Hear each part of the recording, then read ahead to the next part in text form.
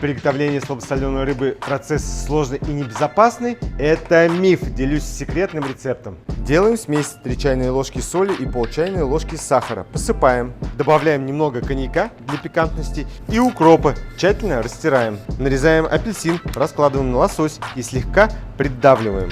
Замариновано. Накрываем пищевой пленкой. Для эффективной пропитки оставляем на час при комнатной температуре. После отправляем в холодильник на 6-8 часов. Достаем наш лосось, убираем укроп и апельсин и нарезаем. Все просто и невероятно вкусно. Приятного аппетита! Ингредиенты, граммовки и тайминги в комментариях.